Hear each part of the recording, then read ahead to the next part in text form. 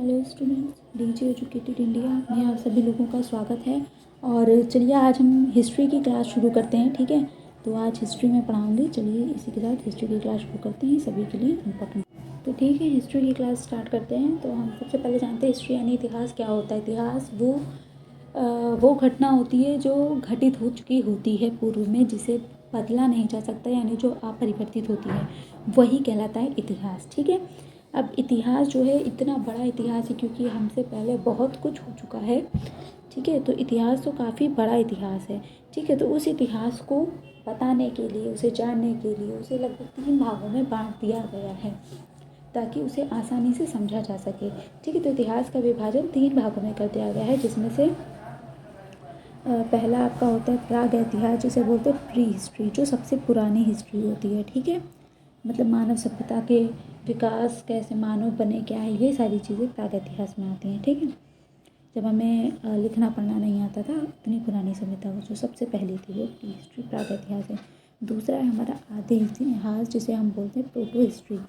ये बीच का होता है। ठीक है, किसके बीच का, यानी प्राग इतिहास के बाद का, और अभी जो रिसेंटली हमारा इतिहास बीता है इसे हम इतिहास कहते हैं। तो इस इतिहास और इस प्राग इतिहास के बीच का जो इतिहास होता है उसे हम आदि इतिहास कहते हैं। ठीक है, इतिहास भी रिसेंटली इतिहास में क्या आता है, जैसे हमारा जो अभी अंग्रेज़ों के समय का इतिहास था। ठीक है, जो रिसेंटली इतिहास है। ठीक, अब प्राग इतिहास से तात्पर्य क्या होता है। प्राग इतिहास से तात्पर्य उस काल से होता है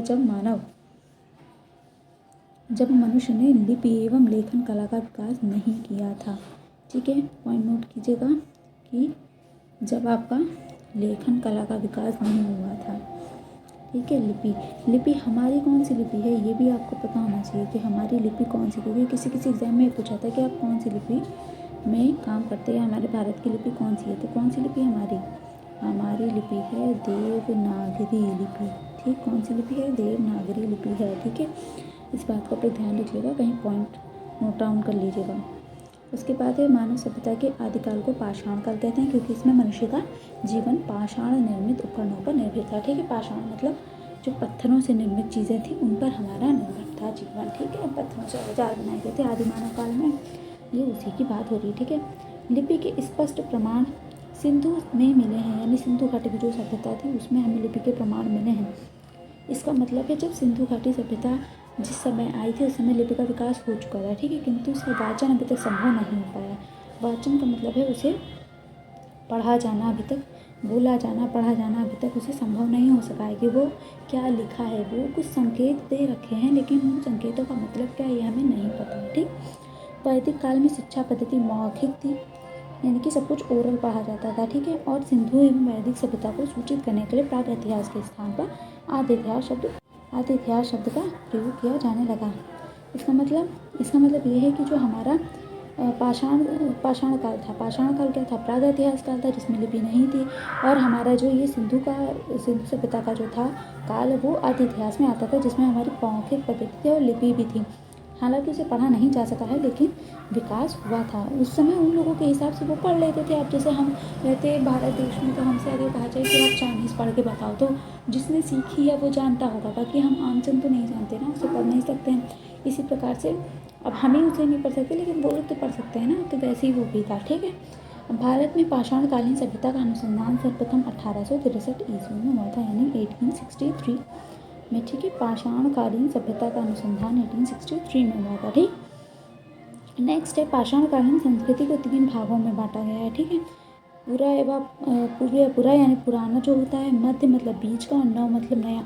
जैसे हिस्ट्री 3 भागों में थी ना, प्राग इतिहास थी आपकी, आदि इतिहास थी और इतिहास है ना, उसी तरीके से ये भी है कि आपको जो पाषाणकालीन संस्कृति थी उसको भी 3 भागों में बांट दिया गया है। ठीक, आगे की बात करते हैं। आगे है हमारा अनाज और हड्डियाँ और पूरा स्थान, मतलब इन स्थानों से ये चीज़ें पाई गई हैं। इसके कहने का मतलब ये है कि इन स्थानों से ये चीज़ें पाई गई हैं। जैसे कि क्या होता है, जब किसी सभ्यता का या किसी भी चीज़ की खोज कैसे होती है, जो हमारे पुरातत्व सर्वेक्षण विभाग के जो जाने माने लोग होते हैं, ठीक है, वहाँ के जो उत्खननकर्ता होते हैं, जिनको खुदाई की जिम्मेदारी दी जाती है, वहाँ के जो अधिकारी होते हैं, उनके पास ये अथॉरिटी होती है कि वो किसी भी जगह पर जा कर के वहाँ की जांच कर सकते हैं। ठीक है, इसी तरीके से वो जगह जगह खोज करते रहते हैं, और इसी से हमें तरह तरह की चीज़ें मिलती हैं। जैसे हमें खुदाई में पूरा पूरा नगर मिला, ठीक है। तो ये सब कैसे हुआ, ये सब इसी के द्वारा हुआ, ठीक है। तो ये सारे भी सबूत इसी तरीके से पाए गए हैं जिनसे ये पता चलता है कि वहाँ पर कभी जीवन रहा होगा, लोग रहते होंगे। अनाज और हड्डियाँ जैसे ये पाई गई, तो ये अब कहाँ पर है, ये पाकिस्तान के मेहरगढ़ में है, ठीक है। इसी तरीके से ये सारी चीज़ें जो मिली हैं वो यही दर्शाती हैं कि वहाँ पर मानव जीवन रहा होगा, क्योंकि भाई अनाज कौन खाता है, अनाज तो मनुष्य उगाएगा ना, और कोई उगा तो सकता नहीं, जानवर थोड़ी ना अनाज उगाते हैं, उगाते खेती कौन करता है, खेती इंसान करता है ना। तो इसका मतलब है वहाँ पे मानव जीवन था, ठीक है। और जो उस समय के लोग थे वो इन चीज़ों का सेवन करते रहे होंगे। तो ये इस प्रकार के वहाँ से मिले हैं हमको प्रूफ, ठीक है। तो ये चीज़ें आप एक बार इसको अच्छे से पढ़ लीजिएगा, ठीक है, कि कहाँ से क्या प्राप्त हुआ है, ठीक है, कहाँ से क्या प्राप्त हुआ है ये जान लेना ज़रूरी है, ठीक है। क्योंकि कभी कभी पूछ लिया जाता है ये एग्ज़ाम में कि जैसे कि आपको या तो जगह दे दी गई कि बुर्ज होम कश्मीर में पाया गया था, मान लीजिए आपको मवेशी दे दिया ऑप्शन में, ठीक है, और मान लीजिए बाकी जो इसमें नहीं मिला गया था वो यहाँ डाल दिया, तो आपको बताना पड़ेगा कि क्या सही है क्या गलत है, ये चीज़ें ना, इसको एक बार पढ़ लीजिएगा, ठीक है। आगे, पूर्व पाषाण काल को उपकरणों में भिन्नता के आधार पर 3 कालों में बांटा गया है। अब जो पूर्व पाषाण काल था, अभी देखिए हमने क्या किया था, अभी इतिहास को 3 भागों में बांटा था, प्रागैतिहास, आदि इतिहास और इतिहास में, ठीक है। फिर हमने क्या किया, पाषाण काल को 3 भागों में बांटा, कौन सा, पूर्व या पूरा पाषाण काल और मध्य पाषाण काल और नव पाषाण काल में। अब जो पूर्व पाषाण काल था, पूर्व या पूरा पाषाण काल, उसको 3 भागों में बांट दिया, उसमें निम्न, मध्य और उच्च, इन 3 भागों में बांट दिया। निम्न मध्य, निम्न पूर्व पाषाण काल, मध्य पूर्व पाषाण काल और उच्च पूर्व पाषाण काल, इन 3 भागों में बांट दिया गया, ठीक है, इन तीनों में बांट दिया गया, ठीक। अब ये देखते हैं पूरा स्थल क्या कहलाता है, ठीक है। पूरा स्थल का क्या मतलब है, ये सब ऑब्जेक्टिव में पूछा जाता है, छोटे छोटे क्वेश्चन होते हैं, ठीक है। तो पूरा स्थल उस स्थान को कहते हैं जहाँ औजार, बर्तनों और इमारतों जैसी वस्तुओं के अवशेष मिलते हैं। अब देखो, अच्छा, किसी भी वर्ड का अगर आपको मीनिंग जानना है तो उसका सबसे अच्छा जो तरीका होता है जानने का वो क्या है, जैसे लिखा है पूरा स्थल, ठीक है। किसी भी चीज़ का अगर आप 2 भागों में, अगर वो 2 शब्दों से मिलकर बना है, ठीक है, तो उसके साथ देखिए छेद कर सकते हैं, आपने हिंदी में पढ़ा होगा या संस्कृत में पढ़ा होगा, ठीक है। तो पूरा स्थल में क्या है, 2 शब्द हैं, एक पूरा एक स्थल, ठीक। इन 2 शब्दों के जो एडिशन से बना है पूरा स्थल। पूरा का मतलब होता है पुराना, पुराना, स्थल मतलब स्थान, पूरा स्थल मतलब पुराना स्थान। और पूरा स्थल का पूर्ण अर्थ क्या है कि वह स्थान जहाँ औजार, बर्तन, इमारतों से वस्तुओं के अवशेष, मतलब वो स्थान जहाँ पर पुराने समय में कुछ ऐसा रहा होगा जहाँ से ये सारे हमको अवशेष मिले हैं, जो ये जहाँ को दर्शाते हैं कि वहाँ पर कुछ था, है ना। सर्वप्रथम 1921 में दयाराम साहनी ने हड़प्पा सभ्यता की खोज की थी, ठीक है। दयाराम साहनी द्वारा हड़प्पा सभ्यता की खोज की गई। 1922 में राखाल दास बनर्जी जी ने मोहनजोदड़ो का खनन किया। तो ये दोनों पॉइंट जो हैं ये मोस्ट इम्पॉर्टेंट है कि दयाराम साहनी ने हड़प्पा सभ्यता की खोज की थी और 1922 में राखाल दास बनर्जी ने मोहनजोदड़ो का उत्खनन किया था। ये ऐसे क्वेश्चन है ना, आप समझ लीजिए, आप कोई भी एग्ज़ाम देने जाओगे ना, आएगा ही आएगा, मतलब आप ये समझ लीजिए कि ये हर पेपर में आता ही आते हैं ये चीज़ें कि किस सभ्यता की खोज किसके द्वारा की गई और कब की गई, ठीक है। और वो सभ्यता कहाँ स्थित है वो भी पूछा जाता है, तो वो भी मैं आगे आपको बताती हूँ, ठीक है। किस नदी के किनारे पाई गई, कौन सी जगह पे पाई गई, ये चीज़ें, वहाँ पे अवशेष क्या पाएगा, ठीक है। तो इतना आपको समझ में आ गया होगा मैंने जितना भी बताया है, ठीक है। इसमें से कुछ इंपॉर्टेंट पॉइंट है जो एग्ज़ाम के लिए वो भी मैं बता देती हूँ जिससे आपको प्रॉब्लम ना हो, ठीक है। जैसे कि आपको सबसे पहले मैं बता देती हूँ कि सबसे ज़्यादा क्या पूछा जाता है, ठीक है। तो एक सेकेंड, जैसे कि अब इसमें आपको सबसे ज़्यादा मिलेगा पूछा जाने वाली चीज़,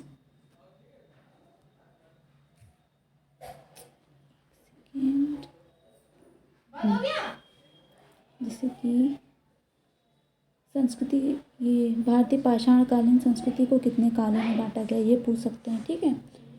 और पाषाणकालीन सभ्यता का अनुसंधान कब हुआ था, और सबसे इम्पॉर्टेंट चीज़ें ये तो आपको मैंने कहा ही है कि एक बार आप नज़र मार लीजिएगा, इसमें से कुछ कुछ ऑप्शन पूछ लिए जाते हैं। हालांकि इसकी संभावना में कुछ चीज़ें हैं जो ज़्यादा पूछे थे इनमें भी, जैसे कि आपका ये मेहरगढ़ पाकिस्तान वाला है, ठीक है, और ये गुफराल कश्मीर का है, बुर्ज होम कश्मीर का है, और ये महारगढ़ उत्तर प्रदेश और कोलकाता, ठीक है। ये ऐसे तो वैसे ये सभी इम्पोर्टेंट हैं, ठीक है। और इसमें और ये पूरा स्थल का मतलब क्या है, और ये जो इतना है, कब की सभ्यता की खोज की गई। ये इतने 4-5 पॉइंट इतने टॉपिक में बहुत इंपॉर्टेंट है, ठीक है। अब आगे चलते हैं नेक्स्ट पेज पे, ठीक। अब ये देखो सैंधव सभ्यता। सैंधव सभ्यता जिसे सिंधु सभ्यता भी कहते हैं, ठीक है। सैंधव सभ्यता सिंधु सभ्यता एक ही चीज़ होती है, ठीक है। तो सैंधव सभ्यता 2500 ईसा पूर्व के आसपास अपनी पूर्ण विकसित अवस्था में प्रकट होती है। यानी कि अब ये इतनी कहानी से क्या समझ में आया, थोड़ा बहुत तो समझ में आया होगा ना। देखो अब इसमें ये पंक्ति में ये बता रहा है कि जो सैंधव सभ्यता थी यानी हमारी सिंधु सभ्यता थी 2500 ईसा पूर्व में विकसित हुई थी, यानी 2500 ईसा पूर्व के लगभग आई थी, ठीक। फिर सैंधव सभ्यता एक नगरीय सभ्यता थी। ये एक बहुत इंपॉर्टेंट लाइन है, इसको चाहे आप अलग से नोट कर सकते हैं कि सैंधव सभ्यता एक नगरीय व्यवस्था सभ्यता थी। ये ऑब्जेक्टिव क्वेश्चन में पूछा था सैंधव सभ्यता किस प्रकार की सभ्यता है, या सिंधु घाटी सभ्यता किस प्रकार की सभ्यता थी। ऑप्शन आपको दे दी जाएगी, नगरीय, व्यापारीय, या इस प्रकार की 3-4 ऑप्शन दे दिए जाएंगे आपको। तो उसमें से आपको पता होना चाहिए किस प्रकार की सभ्यता नगरीय सभ्यता थी, ठीक है। इसमें पूरा नगर में पाया गया था, ठीक है। और इसमें सब कुछ विकसित था, जैसे आज के समय में नालियाँ वगैरह बनी रहती हैं, ऐसा सब कुछ पाया गया था इसमें, इसीलिए इसे नगरीय सभ्यता कहते हैं। यह नगर आधुनिक पाकिस्तान के पंजाब और सिंध प्रांत, भारत के गुजरात, राजस्थान, हरियाणा और पंजाब प्रांत में मिलते हैं, ठीक है।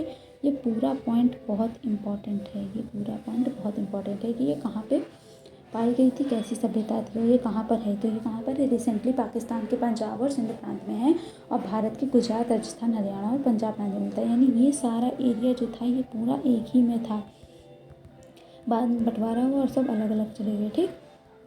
आगे देखो मोहनजोदड़ो और हड़प्पा प्रमुख नगर है। मोहनजोदड़ो से एक बृहत स्नानागार, अन्नागार, पुरोहित आवास, सभा भवन आदि प्राप्त हुए। ये भी इंपॉर्टेंट है, जितने मैं पॉइंट्स पढ़ा रही हूँ ये ऑलमोस्ट सारे ही मोस्ट इंपॉर्टेंट हैं, ठीक है। मोहनजोदड़ो से क्या प्राप्त हुआ था, मोहनजोदड़ो तथा हड़प्पा से क्या प्राप्त हुआ था, ये देखना पड़ता है आपको। मोहनजोदड़ो से क्या मिला है, तो मोहनजोदड़ो से आपको एक बृहत स्नानागार मतलब बहुत बड़ा स्नानागार जिसमें लोग स्नान करते थे पुराने समय में, ठीक है। अन्नागार जहाँ पे अनाज इकट्ठा किए जाते थे। पुरोहित आवास जहाँ पे उच्च कोटि के जो पदाधिकारी थे वहाँ पे निवास करते थे, ठीक है। और सभा भवन जहाँ पे क्या होता था, जहाँ पे मीटिंग्स होती थी, जहाँ पर सारे डिसीजंस लिए जाते थे, वो सारा सभा भवन होता है। ये सारी चीज़ें प्राप्त हुई हमें कहाँ से प्राप्त हुई, मोहनजोदड़ो की सभ्यता से। तो ये क्वेश्चन पूछा था ऑब्जेक्टिव में कि मोहनजोदड़ो से प्राप्त है, फिर डैश 3-4 ऑप्शन थे क्या प्राप्त है या क्या प्राप्त नहीं हुआ है, ठीक है। उसमें से एक गलत होगा, ठीक है, तो वो आप हटाना होगा, या फिर एक सही होगा वो बताना होगा, ठीक है। ऐसे ही या ऑप्शन में या आपको ये भी दे देगा कि बृहत स्नानागार पाए गए हैं, किस सभ्यता में पाए गए हैं, आपको ये ऑप्शन दे मोहनजोदड़ो, सिंधु घाटी, हड़प्पा, ऐसे करके 3-4 सभ्यताओं के नाम दे देंगे, तो आपको वो पता करना होगा, ठीक है। इसलिए ये पॉइंट भी बहुत इंपॉर्टेंट है, आपको जितने पॉइंट पढ़ाए जा रहे हैं यहाँ पे ये सब इम्पोर्टेंट है, ठीक है। आगे चलते हैं, आगे क्या है, आगे हड़प्पा से विशाल टीले, कर्मचारियों का आवास और एक शव स्थान पाया गया है, ठीक है। कालीबंगा से अग्निकुंड मिले हैं।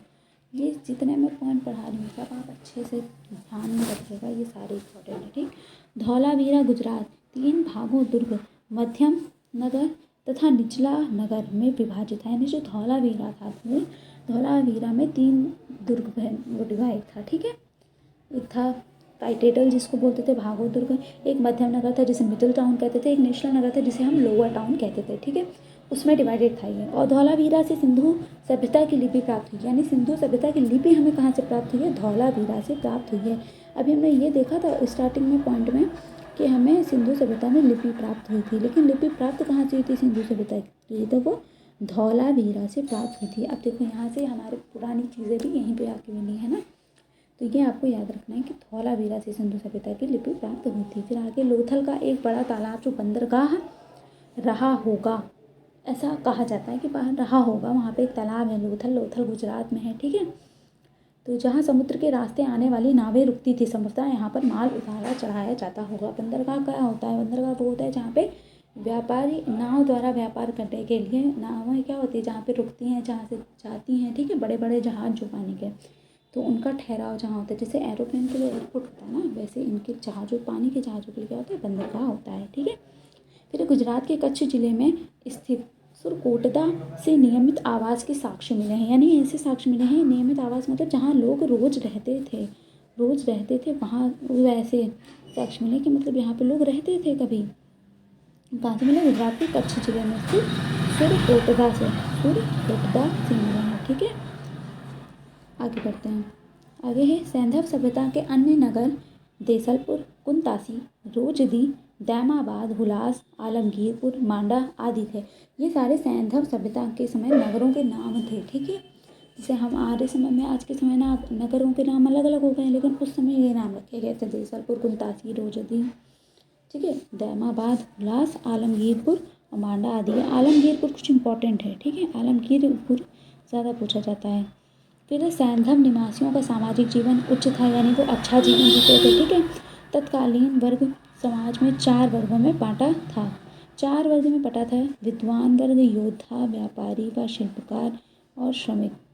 शिल्पकार और श्रमिक एक में आते हैं। ठीक है, जैसे आपने देखा होगा कि समाज को 4 वर्णों में बांटा गया था, ब्राह्मण, क्षत्रिय, वैश्य और शूद्र में। बस वैसी ही चीज़ ये भी थी। ठीक है, जो इसमें था विद्वान वर्ग में बांटा गया था, विद्वान वर्ग को ही ब्राह्मण कहा गया था बाद में। ठीक है, जो आगे जाकर ब्राह्मण कहलाए थे। ठीक है, योद्धा थे तो वो क्षत्रिय में आते थे, इसीलिए ब्राह्मण के बाद क्षत्रिय का स्थान दिया गया था। उसके बाद व्यापारी थे, व्यापारी मतलब वैश्य थे। ठीक है, और शिल्पकार और श्रमिकों को किस में रखा गया था? शूद्र में रखा गया था। ठीक है, हालांकि ये जो किया गया था पहले के समय में, जो 4 वर्ग बनाए गए थे, ये कर्मों के आधार पर थे, ना कि जन्मजात के आधार पर। लेकिन इन कर्मों के आधार को बाद में वंशागति और जन्मजात का आधार बना दिया गया था, जो ही आज के आपसी फूट का कारण बन गया है। ठीक है, तो आप लोग इन सब चीज़ों को मत माना करिए, बेवजह की चीज़ें हैं। चलिए आगे बढ़िए। सैंधव निवासी कृषि कर्म के साथ व्यापार भी करते थे। ठीक है, जो सिंधु घाटी सभ्यता के लोग जो थे, उच्च कोटि का जीवन जो जीते थे। ठीक है, जो हाँ ये तो पॉइंट। ठीक है, तो वो कृषि के साथ साथ व्यापार भी करते थे। ठीक है, और सैंधव लोग शाकाहारी मांसाहारी दोनों तरीके का भोजन करते थे, जैसे आज के लोग करते हैं। गेहूँ, जौ, दालें, मटर, धान, तिल आदि के उनके प्रमुख अन्न थे। मतलब कुल मिला के नहीं कर सकते हैं, तो सिंधु घाटी सभ्यता के लोग थे वो बिल्कुल एज इट इज़ वैसे ही थे जैसे हम लोग आज के समय में हैं। हमारी तरह उच्च थे, हमारी तरह 4 वर्ग में बटे हुए थे, हमारी तरह खेती करते थे, वेज नॉन वेज दोनों तरीके का खाना खाते थे ना, शाकाहारी मांसाहारी। और ये सारी चीज़ें हमारी तरह थी, किसान भी थे और व्यापार भी करते थे। ठीक है, सैंधव नगरों की खुदाई में किसी भी मंदिर समाधि के अवशेष नहीं मिले हैं। सिंधु निवासी मुख्यतः मातृ देवी की पूजा करते थे। मातृ देवी यानी माता जी की पूजा करते थे। ठीक है, सिंधु निवासी खुदाई में मंदिर और समाधि का कोई भी अभी तक प्रमाण प्राप्त नहीं हुआ। सिंधु निवासी मुद्राओं और मोहरों का प्रयोग करते थे, जैसे हम सिक्कों का प्रयोग करते हैं ना, नोटों का प्रयोग करते हैं, मुद्राओं मोहरों का ये भी प्रयोग करते थे। पशुपति शिव की एक मोहनजोदड़ो से मिली है। इसमें त्रिमुखी शिव की एक चौकी पर पद्मासन की मुद्रा में बैठे हुए दिखाया गया है। मोहरों पर मनुष्य, पशु, वृक्ष की आकृतियाँ उत्कीर्ण की गई हैं, यानी कि एक तरीके से हम ये कह सकते हैं कि भगवान शिव की पूजा की जाती थी। जब सिंधु घाटी सभ्यता जो थी, उसके जो लोग थे, सिंधु निवासी जो थे, उनके मोहरों पर पाया गया है ऐसा कुछ। एक मोहर ऐसी पाई गई जिसमें पशुपतिनाथ शिव जी की पाई गई है। ठीक है, वो उस पर अंकित है वो इस तरीके से। और उसमें त्रिमुखी शिव जी की एक चौकी है जो पद्मासन की मुद्रा में बैठे हुए हैं। ठीक है, और उस पर क्या पाए गए हैं? मनुष्य, पशु और वृक्ष की आकृतियाँ भी पाई गई हैं, यानी ये इन सब चीज़ों की भी पूजा करते रहे होंगे। सिंधु घाटी की सभ्यता कांस्य कालीन है। ठीक है, ये इंपॉर्टेंट पॉइंट है, कौन से कालीन है। ठीक है, कोई स्वर्ण कालीन है, कोई कांस्य कालीन है, इसलिए ये भी आपको याद रखना पड़ेगा। तो सिंधु घाटी सभ्यता जो है वो कांस्य कालीन सभ्यता है, ये भी पॉइंट इंपॉर्टेंट है, याद रखिएगा। ठीक, कांस्य कालीन है। ठीक, लोहे का सर्वप्रथम स्पष्ट संकेत उत्तर वैदिक काल, जो कि 1000 से 600 ईसा पूर्व का है, उसके ग्रंथों में मिलता है। ठीक, लेकिन सिंधु घाटी सभ्यता क्या है? कांस्य कालीन है। अब वैदिक काल है। वैदिक काल को 2 भागों में बांटा गया है, ऋग वैदिक या पूर्व वैदिक और उत्तर वैदिक। जिसे बोलेंगे अर्ली वैदिक पीरियड और लेटर वैदिक पीरियड। ठीक, ऋग वैदिक और उत्तर वैदिक 2 तरीके के हैं वैदिक काल। फिर है वैदिक भूगोल। वैदिक भूगोल के अंतर्गत वर्तमान समय का अफगानिस्तान, पाकिस्तान, पंजाब, हरियाणा, उत्तर पूर्व राजस्थान, पश्चिम उत्तर सब उत्तर प्रदेश आदि सम्मिलित हैं, यानी ये सारी चीज़ें क्या थी? ये सब मिली हुई थी, ये सारी जगह जो वैदिक भूगोल के अंतर्गत था। ठीक है, वैदिक भूगोल में ये सब चीज़ें एक ही में थी। हम आगे की बात करते थे, हमने सिंधु घाटी सभ्यता इन सब के बारे में बात कर लिया। ठीक है, अब यहाँ पे वैदिक काल शुरू हो गया, जिसमें हम आर्यों के बारे में पढ़ाई करेंगे। वेदों का जब विकास हुआ, वेदों से संबंधित बात आगे करेंगे। कल हम आगे वैदिक काल से शुरू करेंगे। ठीक है, इसके बाद आर्यों की बातें करेंगे और उसके बाद धीरे धीरे आगे की ओर बढ़ते जाएंगे। तो अगर आपको अच्छा लगा हो वीडियो तो लाइक कीजिएगा, कमेंट कीजिएगा और सब्सक्राइब कीजिएगा। अपने दोस्तों में इसको शेयर करिएगा ताकि वो भी पढ़ सकें। ठीक है, तो कैसा लगा वीडियो ये आप ज़रूर बताइएगा। और ठीक है, तो इसी के साथ चलिए, जय हिंद, जय भारत। मैं नेक्स्ट वीडियो जल्दी अपलोड करूँगी। ओके, रेगुलरिटी से पढ़ाई कीजिएगा और फोकस सिर्फ अपनी पढ़ाई पर कीजिए। तो यही है एक ऐसी चीज़ जो आपको सक्सेस दिला सकती है लाइफ में। आप जो चाहते हैं आपको वही इसी से मिलेगा, आपकी पढ़ाई से, और कोई कुछ नहीं दिला सकता। ठीक है, तो जो कुछ भी अगर आपको लाइफ में करना है तो अपनी पढ़ाई पे अच्छे से फोकस कीजिए। चलिए, कंटिन्यूअस बने रहिएगा। ठीक है, जय हिंद, जय भारत।